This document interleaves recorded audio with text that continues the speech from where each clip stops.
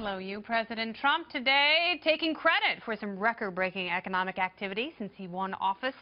But could some really dark clouds be forming on the horizon? This morning, the president tweeted, since November 8th, Election Day, the stock market has posted $3.2 trillion in gains, and consumer confidence is at a 15-year high. Jobs! Exclamation point. And today, the Labor Department reported that first-time jobless claims tumbled to a 44-year low. All of that is obviously wonderful news, but according to a shocking new Bank of England report, economists have vastly underestimated the negative effect that robots could have on American jobs and our economy. How bad are we talking? Well, according to that bank, robots could steal 80 million jobs from the U.S. That's roughly half of our workforce. So what are U.S. meatbags supposed to do? Brian Brenberg is here, Associate Professor of Economics at King's College here in New York City. Bryanomics, welcome back. Good to be here, always. So I know you're not a techno-pessimist. Nope. But what are we in for?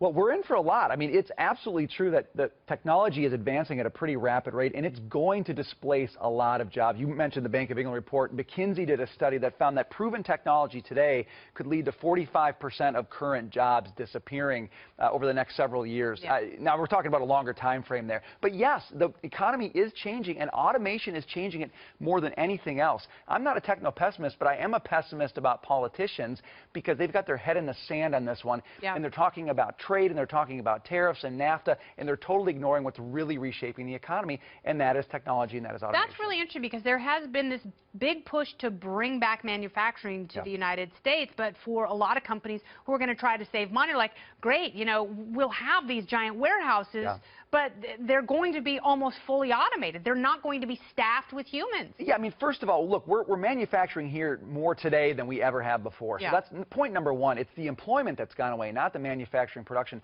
But number two, yeah, if companies come back, look, they're not going to come back and say, well, let's just hire all these people again. They're going to take advantage of these technologies. They're going to automate the work. It's going to be fewer skilled workers producing a heck of a lot of stuff. And that's the misconception we have about this whole bring jobs back thing that we're talking about. What I really liked is you compared it to education. And I've said this for a long time, that our education system is so outdated. So many people have written smart books about it. And you say the three things that we need to focus on, and this is really brilliant from your point of view: creativity, which I totally agree, and robots can't do that; flexibility, robots are totally inflexible; and cognition, and the cognitive aspect of working. Explain what you mean. Yeah, well, we have to, that's the kind of work that people are doing in a 21st century economy. And the problem is our education system is based on a hierarchical factory model. And I'll admit that